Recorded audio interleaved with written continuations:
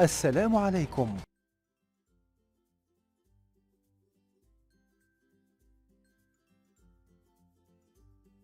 Mega goal 3.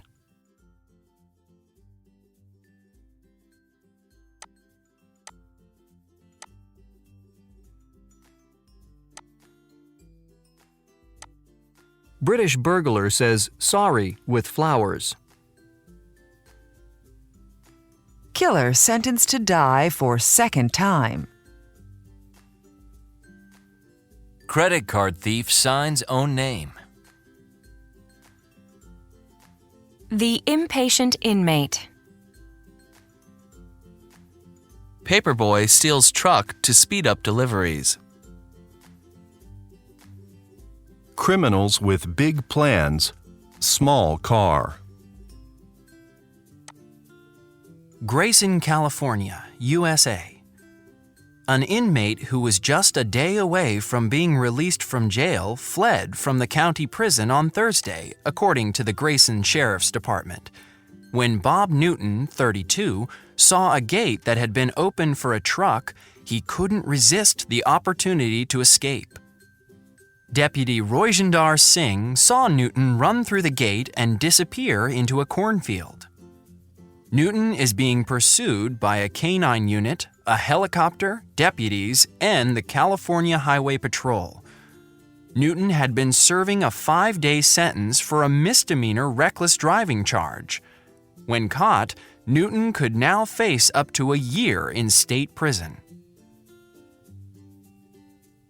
Kuala Lumpur, Malaysia.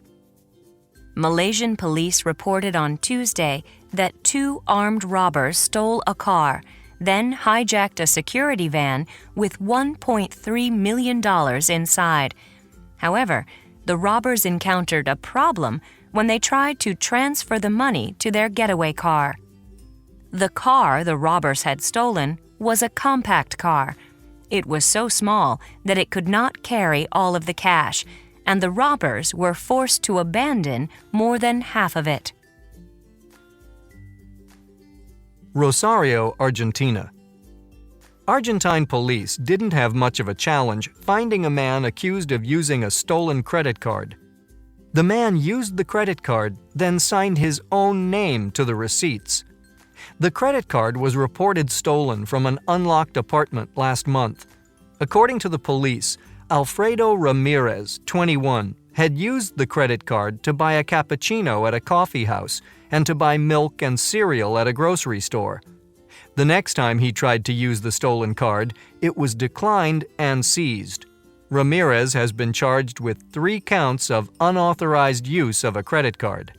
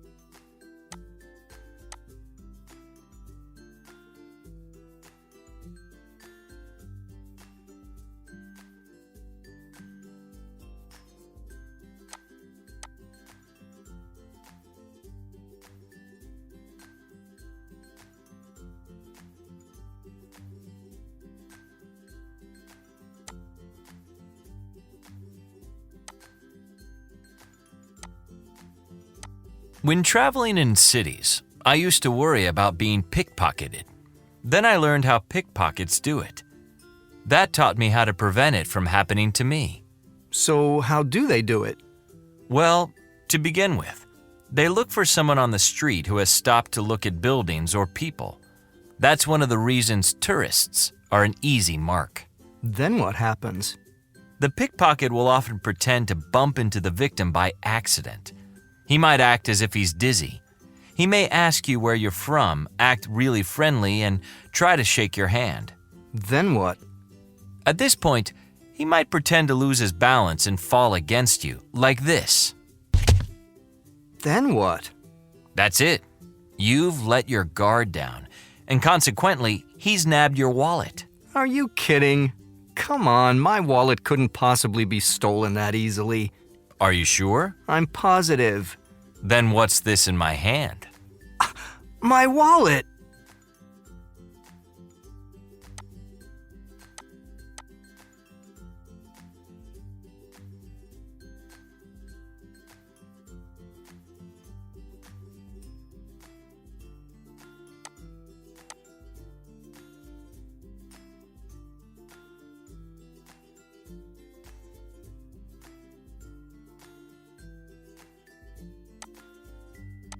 One.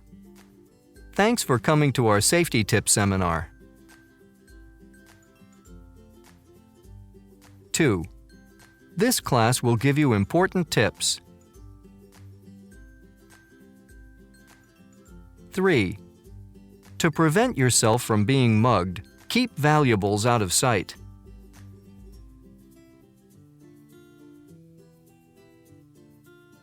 4. Don't let your guard down. 5. I must travel to an unfamiliar area.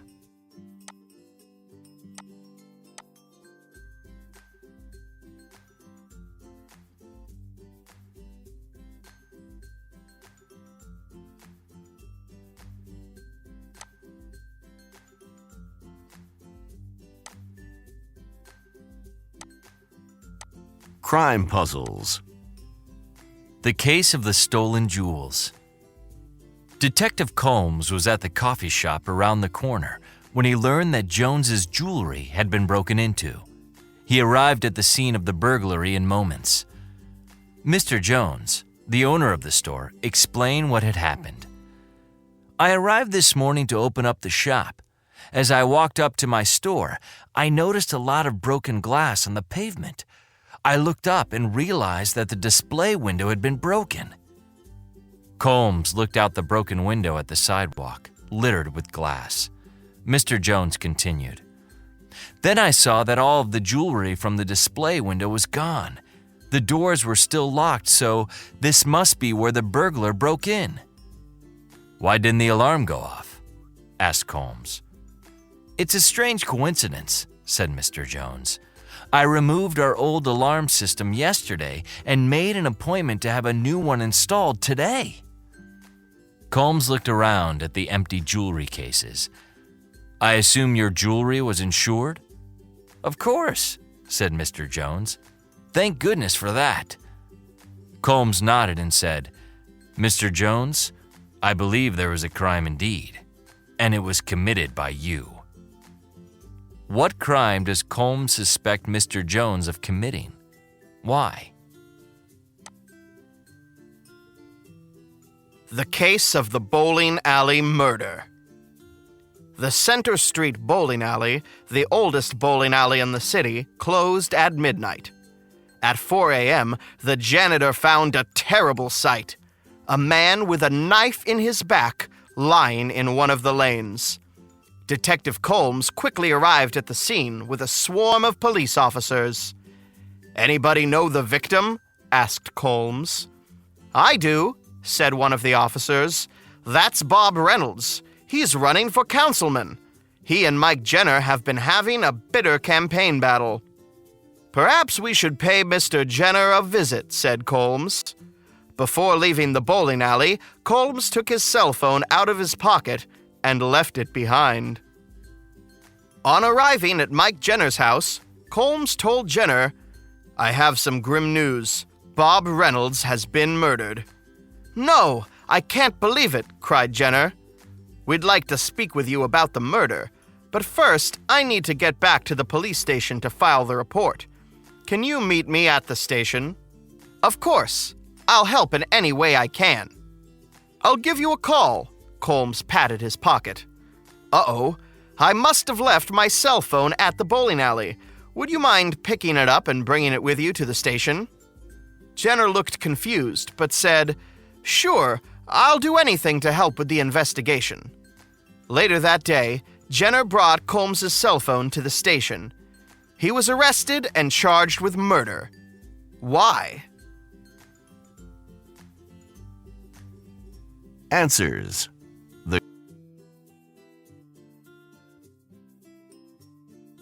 The case of the stolen jewels.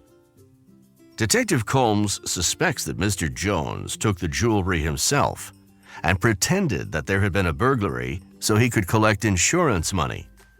The broken window is Colmes's clue. If someone had broken into the store, the broken glass should have been on the inside of the shop. Since it was outside the shop, the window must have been broken from inside. The case of the bowling alley murder. Detective Colmes never told Mr. Jenner in which bowling alley the murder took place. Yet Mr. Jenner knew which bowling alley to go to for Colmes's phone. Mr. Jenner must have known where the murder took place because he was there.